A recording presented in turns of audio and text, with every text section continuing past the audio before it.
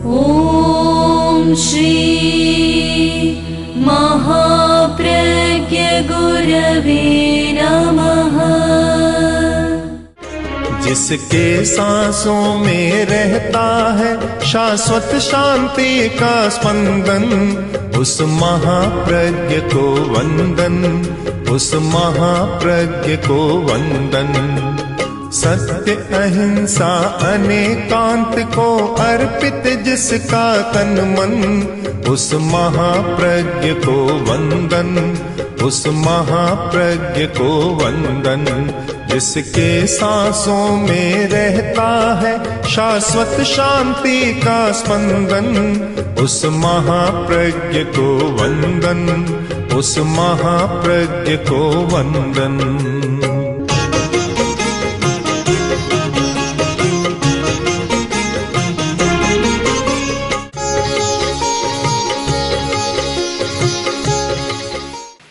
अज्ञान एक समस्या है,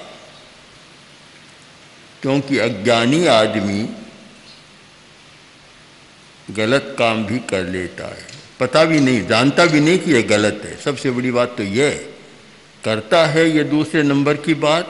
पहली बात यह है कि उसे पता नहीं कि यह करना नहीं अच्छा नहीं है, वह करता है, उसको समझता भी नहीं कि यह बुरा है। तो दूसरी समस्या है आदतों का वैचित्र्य। आदतें अनेक प्रकार की होती हैं। आदमी आदत के कारण कार्य करता है, जैसी आदत हो गई।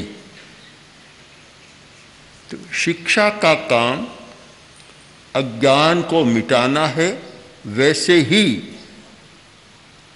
आदतों को बदलना भी है।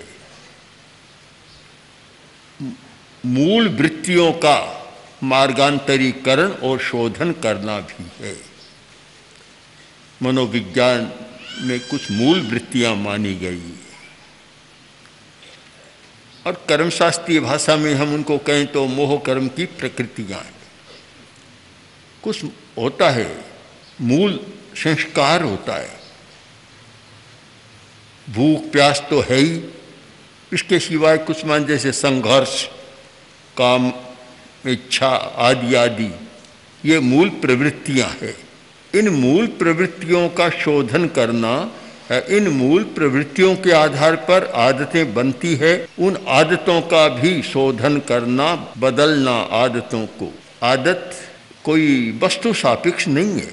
एक कंजूस आदमी है, कंजूसी की आदत है, इसका मतलब यह नहीं कि उसके पास नहीं है, धन तो है, पर आदत है। आदत और वस्तु दो हो जाती।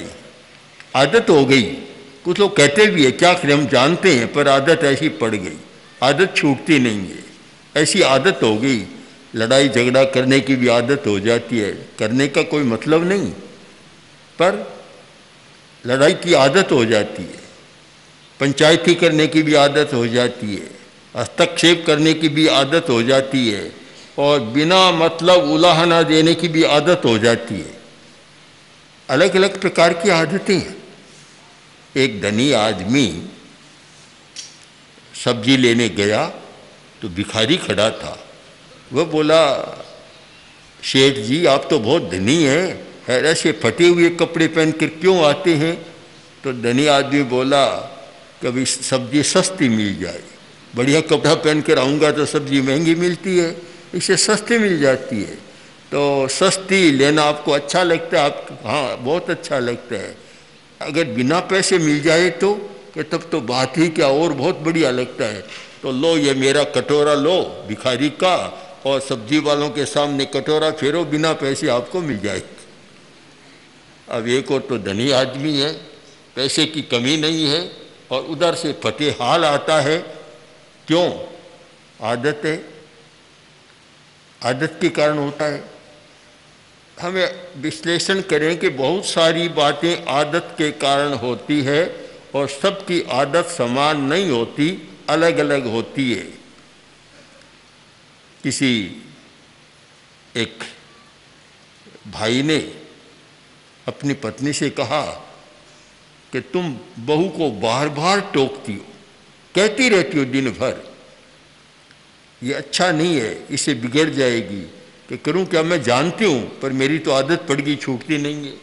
अब ये शायद 1000 आदमियों का इंटरव्यू लो या सर्वे करो तो बहुत सारे लोग कहेंगे कि भाई बात तो ठीक है, कठिनाई है, पर करूं क्या, मेरी आदत हो गई। अब आदत हो गई, इसका कोई उत्तर नहीं है, इसका कोई समाधान ही नहीं, कोई तर्क भी नहीं है कि मेरी आदत है, भाई इतने में छुटकारा हो जाता है, आगे कोई समाधान भी नहीं मिलता। तो शिक्षा का काम है आदतों को बदलना, मार्गांतरीकरण करना, उन आदतों का शोधन करना, आदतों की काट छांट करना और नई आदतों का निर्माण करना, यह शिक्षा का कार्य है। वर्तमान में तो देखता हूँ कि अज्ञान निवृत्ति तो बहुत अच्छी हो रही है, किंतु आदतों का निराकरण या परिवर्तन यह तो शायद अभी शिक्षा के साथ जुड़ा हुआ नहीं है। हम आदतों पर विचार करें कि विद्यार्थी अलग अलग प्रकार के होते हैं। किसी में क्रोध करने की आदत है, किसी में अहंकार की आदत है, अहंकार से कुछ आदतें बन गई, कभी झुक ही नहीं सकता। किसी में प्रमाद है और किसी में आलस्य है, अलग अलग आदतें हैं। उनको कैसे बदला जाए और उनको पहले समझा जाए कि शिक्षार्थी में ये आदतें हैं, ये शिक्षा में बाधक होती हैं, इसलिए इनका परिवर्तन होना चाहिए। बहुत सुंदर उत्तराध्ययन में कहा गया, ठंभा कोहा पमायेणं रोगेण लस्सयेन। ये 5 कारण ऐसे हैं जिससे शिक्षार्थी ठीक शिक्षा ग्रहण नहीं कर सकता। यही शिक्षा न लभ्यई, शिक्षा प्राप्त नहीं होती। 5 कारण। पहला कारण है थंभा, खंभा, प्राकृत का शब्द है थंभा और इसको हिंदी का बना लो खंभा। खंभे की तरह अकड़ कर रहना जानता है, झुकना बिल्कुल नहीं जानता। वह व्यक्ति शिक्षा के योग्य नहीं बनता और ये आदत शिक्षा में बहुत बाधा डालती है और अगर न बदले तो फिर पूरे पारिवारिक जीवन में भी दुख पैदा करती है। अहंकार बहुत बड़ी समस्या है। अहंकार चाहे पिता में हो, चाहे पुत्र में हो, सास में हो या बहू में हो, अहंकार हमेशा समस्या पैदा करता है, कोई समाधान नहीं होता। एक महिला में अहंकार बहुत था, घर में बहुत लोग थे काम करने वाले नीचे, पर वह अपनी बात को हमेशा आगे रखती, दूसरे की बात को चलने नहीं देती। अब बात साधारण सी है, आ रही थी और रास्ते में एक परिचित महिला मिली और बोली, बहन जी क्यों, आपको तो पता ही है मैं आपके घर रोज छाछ लेने जाती हूँ, आज भी छाछ लेने गई थी तो मिल गई, क्या मिली नहीं, क्यों, कि बहू जी ने कहा कि आज तो बिलोना नहीं किया। बस अहंकार का नाग फफकार उठा। कौन होती है बहू कहने वाली, घर की मालकिन तो मैं हूं, वह कौन होती है, चल मेरे साथ अभी मिल जाएगी। साथ ले लिया, घर पर गए और पता तो था ही, इधर उधर बर्तनों को टटोला और आकर बोली कि भाई आज तो खाली जाना पड़ेगा क्योंकि बिलोना नहीं हुआ। कि ये बात तो बहू जी ने कह दी थी कि भाई कौन होती है कहने वाली, मालिक तो मैं हूँ, मैं कहूँगी तब होगी, उसके कहने से क्या होगा। अब ये क्या है, स्तब्धता, अकड़न, अहंकार। अब जहाँ अहंकार है वहाँ एक प्रकार से लज्जित भी होना पड़ता है, असफल भी होना पड़ता है। तो वह बोली कि भाई ये बात तो पहले ही कह दी थी, मुझे क्यों खोटी किया, गई वापस तू लेकर आई। तो अहंकार है तो फिर ऐसी घटनाएं घटित होती है। बहुत बड़ी बाधा है एक शिक्षा प्राप्त करने में, अहंकार। और इसीलिए प्राचीन साहित्य में, भारतीय साहित्य में, चाहे वह संस्कृत का है, प्राकृत का है, चाहे अपभ्रंश का है, और चाहे तमिल और कन्नड़ का है, बहुत साहित्य लिखा गया। और तमिल भाषा में जैन आचार्यों ने विशाल साहित्य लिखा, कन्नड़ में भी बहुत लिखा। वह किसी भी भाषा का हो, शिक्षा के साथ पहली शर्त है विनय, विनम्रता। विनय पहली बात है कि अगर तुम में विनय है तो शिक्षा प्राप्त कर सकोगे, और अगर विनय नहीं है तो शिक्षा तुम्हारे पास आएगी नहीं, और कभी तुम शिक्षित नहीं बनोगे और सुखी जीवन नहीं जी सकोगे। थम्भा एक बहुत बड़ी बाधा। कोहा दूसरी बाधा है, कोहा, क्रोध बहुत है, बात बात में क्रोध आ जाता है। विद्यार्थी भी बहुत सारे होते हैं कि शिक्षक कुछ भी कहे तो एकदम तत्काल गुस्से में आ जाता है, और अनेक घटनाएं भी घटित हो जाती है। आजकल तो सीमा पार कर गया कि अपने शिक्षक की, प्रिंसिपल की हत्या तक भी क्रोध में आकर कर डालती। तो एक बहुत बड़ा विघ्न है यह शिक्षा का। तीसरा है प्रमाद, प्रमादी है, पढ़ने में मन नहीं लगता, बातचीत करने में मन लगता है, निकम्मी बातों में मन लगता है, या नींद लेता है, पड़ा रहता है। नींद और विकथा, उनमें ही उसकी रुचि है, और पढ़ने में मन नहीं लगता। यह भी शिक्षा की एक बहुत बड़ी बाधा है, प्रमाद। प्रमत्त रहता है, मूर्छित सा रहता है, जागरूक नहीं रहता अपने कर्तव्य के प्रति। अब चौथी बात है, वह तो आदत से नहीं मानेंगे, किंतु हो सकता है कि आदत का भी उस पर प्रभाव पड़ जाए। रोग, रोग भी एक बहुत बड़ी बाधा है। जो रुग्ण है, रोगी है, वह अच्छा ज्ञान कैसे प्राप्त करेगा? इसको हम नियम तो नहीं बना सकते। कुछ रोगी भी बहुत आगे बढ़ जाते हैं, बहुत बड़े वैज्ञानिक और विद्वान बन जाते हैं, किंतु इसको आदत में न शामिल करें। पर एक बाधा सामान्यतः है, और एक बाधा है आलस्य। आलस्य, एक लड़का इतना आलसी था कि पढ़ना ही नहीं चाहता, मन ही नहीं लगता। तो एक दिन माँ ने कहा, देखो बेटा, पढ़ो नहीं तो ऐसे रह जाओगे, निकम्मे रह जाओगे और दुख पाओगे। काफ़ी कहा, सुन लिया।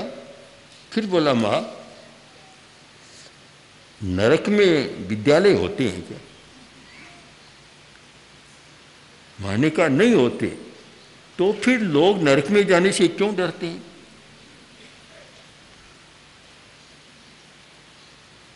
इतना आलसी के विद्यालय का मुंह भी देखना नहीं चाहता था,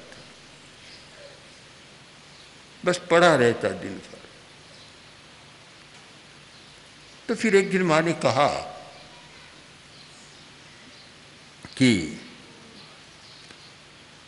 देखो, जाओ, क्या तुम्हारे पास पेंसिल नहीं है? कि है। कॉपी नहीं है? कि है। पुस्तकें भी है, सब कुछ है। तो फिर तुम स्कूल क्यों नहीं जाते? कि माँ, सब कुछ है पर मैं जाना ही नहीं चाहता, इसका क्या उपाय? आलस्य के कारण इस प्रकार की मनोवृत्ति बन जाती है। अब हमारे सामने प्रश्न है कि शिक्षा के द्वारा इन आदतों को कैसे बदला जाए। अगर ये आदतें न बदले तो फिर शिक्षा का कार्य अधूरा हो जाता है। शिक्षा का कार्य तब पूरा हो कि जानकारी हो, और जानकारी के साथ आदतों में परिवर्तन हो, दोनों हो तब काम पूरा होता है। कोई जानकारी हो गई, आदत में 1 इंच से भी इधर उधर नहीं होता है। तो फिर शिक्षा का क्या लाभ? एक बड़ा प्रश्न है हमारे सामने। जीवन विज्ञान की जो परिकल्पना की गई उसका यही तो आधार है। कभी शिक्षा के द्वारा जानकारियां बढ़ रही है, ज्ञान बढ़ रहा है, बहुत सारी सूचनाएं नई नई जानी जा रही है, पर आदमी जैसा का तैसा है, आदतों में कोई परिवर्तन नहीं हो रहा है। और वह कैसे हो? जो वर्तमान चालू पाठ्यक्रम है उसमें यह संभव नहीं है। तो कैसे हो? इस चिंतन के साथ ही जीवन विज्ञान की योजना बनाई गई और वह शिक्षा का एक ऐसा पूरक अंग बन गया कि अज्ञान मिटे, ज्ञान बढ़े और साथ साथ में आदतें बदले, वृत्तियों का परिष्कार हो, मौलिक मनोवृत्तियों का संशोधन हो या मार्गांतरीकरण हो। इस उद्देश्य से जीवन विज्ञान की बात सामने रखी गई। जीवन विज्ञान में उपाय बतलाए गए। उपाय कि अहंकार को कैसे कम किया जा सकता है, क्रोध की आदत को कैसे बदला जा सकता है, प्रमाद को कैसे बदलकर और जागरूकता को बढ़ाया जा सकता है, और आलस्य को दूर कर कैसे स्फूर्तिमान स्वतः स्फूर्त व्यक्तित्व का निर्माण किया जा सकता है। ये सारे उपाय हैं। आदतों का बदलना केवल शाब्दिक व्यापार नहीं है, केवल शब्दों से कोई आदत नहीं बदलती, उसके लिए चेतना का रूपांतरण करना होता है। और चेतना का रूपांतरण करने के लिए एक अभ्यास पद्धति का सहारा लेना होता है। अभ्यास करें और अभ्यास के द्वारा चेतना का रूपांतरण हो, उसके बिना संभव नहीं है। सबसे कठिन काम है आदतों को बदलना, बहुत कठिन काम है। और बहुत लोग जानते ही हैं, मानते भी हैं। कभी हर बात में क्या करूं, अच्छा तो नहीं है पर मेरी आदत है। ये दोहाई तो शायद 1000 में 990 की सुनने को मिल जाएगी, 10 मुश्किल से नहीं मिले। मेरी आदत है, क्या करूं? कोई लोग यहाँ तक मैं आदत से लाचार हूँ, ये खाते हैं ना पान पराग, जर्दा, तंबाकू, खैनी, उनसे कहा जाए कभी ये छोड़ दो, अच्छा नहीं है, बीमारी का मैं जानता हूँ कि बीमारी बढ़ती है, पर क्या करूँ, आदत से लाचार। अब इसके आगे कोई उत्तर नहीं है। बस जब आदत की लाचारी है तो फिर क्या किया जाए? तब फिर प्रयोग की बात आती है। और यह समझ लेना है, पहली बात तो यह समझ में आ जाए कि आदतों को बदला जा सकता है। यह पक्का विश्वास हो जाए, यह सच्चाई समझ में आ जाए कि आदतों को बदला जा सकता है। यह विश्वास पहले पैदा करना है कि तुम बदल सकते हो, आदतों को बदल सकते हो। यह कोई लोह की लकीर नहीं है, कि लक्ष्मण रेखा नहीं है कि जिसको लांघ न सके या बदल न सके। बदल सकते हैं, क्योंकि आदतें एक प्रकार की नहीं होती, उनमें तारतम्य होता है, मात्रा भेद होता है, और उसका हम कर्मवाद के आधार पर बहुत अच्छा ज्ञान कर सकते हैं। क्रोध है, एक क्रोध होता है जल की रेखा के समान, पानी में लकीर खींची और दूसरे ही क्षण कुछ भी नहीं। एक होता है मिट्टी की रेखा के समान, बालू की रेखा में। अब बालू में कोई रेखा खींची तो कुछ देर टिक जाएगी, हवा का झोंका आया और समाप्त हो जाएगी। एक है चिकनी मिट्टी की रेखा के समान, उसमें खींच दो तो हवा भी उसको नहीं, काफ़ी समय तक वह टिक जाएगी। और एक रेखा है चट्टानी रेखा, चट्टान पर, पत्थर पर खींची हुई रेखा, जो लंबे समय तक टिक जाती है। क्रोध भी एक जैसा नहीं होता, क्रोध की आदत भी एक जैसी नहीं होती। कुछ व्यक्तियों का क्रोध ऐसा होता है कि जल की रेखा के समान है, आया और चला गया। संस्कृत साहित्य में अच्छा लिखा है, उत्तमस्य क्षणंकोपे मध्य में प्रहर द्वयम अधमस्याहोरात्रम और जीवनांत मधमाधमे, जीवांत मधमाधमे व प्राणांत मधमाधमे। उत्तम आदमी का क्रोध क्षणिक होता है, बस एक क्षण आया, दूसरे क्षण में बिल्कुल शांत। जो मध्यम कोटि का आदमी है, दोपहर तक क्रोध गुस्सा टिक जाता है, दोपहर तक तो कोई सामने न जाए तब अच्छा, सामने जाते ही फुफकार उठता है दोपहर तक। जो अधम आदमी है उसका दिन रात टिक जाता, एक दिन रात तक टिकता है। और जो अधम से भी अधम है, प्राणांतम, जीवन भर नहीं, बस गांठ खुलती नहीं है कभी भी। 4 कोटि के लोग हो गए, उत्तम, मध्यम, अधम और अधमाधम, अधम से भी अधम। तो क्रोध 4 प्रकार का हो गया कि जो जल की रेखा है तो मानो उत्तम आदमी का क्रोध है कि आया चला गया, एक क्षण भी नहीं टिका।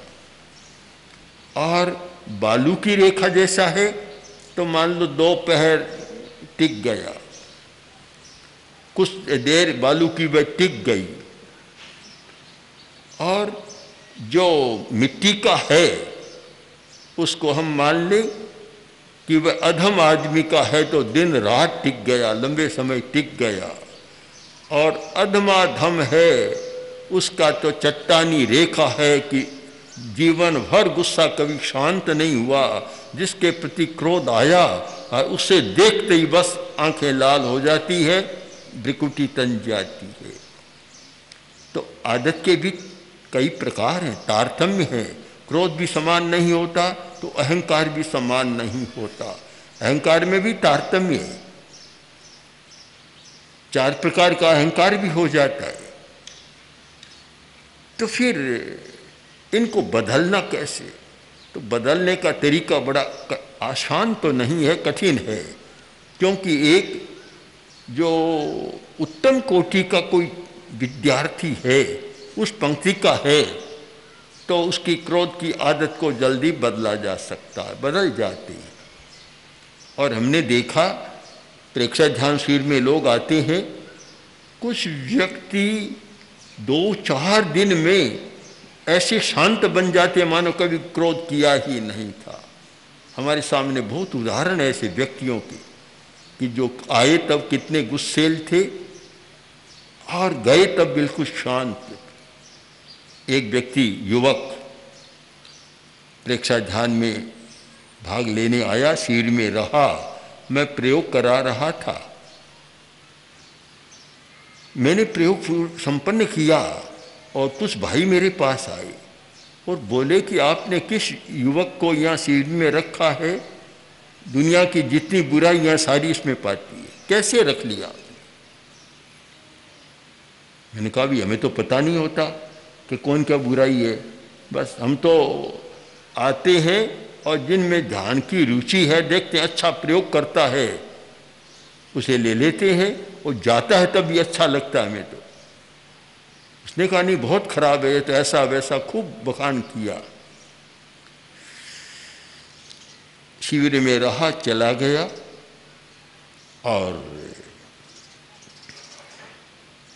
शायद 1 वर्ष 2 वर्ष बाद उसी व्यक्ति का एक संबंधी नाना था, हम लोग दिल्ली में थे, मैं बैठा था अनुव्रत भवन में, आया और मेरे पैर पकड़, मैंने कहा भी ठीक है बनना हो गई, छोड़ता नहीं है। क्यों? रोने लग गए। मैंने क्या हुआ ये, क्यों ऐसा क्यों कर रहे हो? कि क्या कर रहा हूँ? आपने मेरा कल्याण कर दिया, मेरे परिवार का, वह मेरा दोहिता जो कुल का कलंक था और आज वह प्रेक्षा ध्यान का अच्छा प्रशिक्षक बन गया। तो आदमी बदलता है, तारतम्य है। हम कोई न बदले तो मान ले कोई चट्टान की रेखा है, बड़ा कठिन काम है, बदल तो वह भी सकता है पर बहुत लंबा समय लगता है।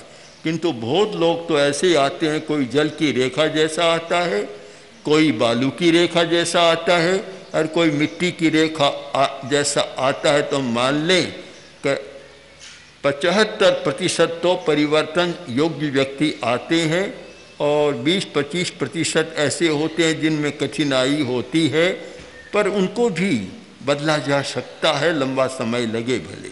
ओम श्री महाप्रज्ञ गुरवे नमः।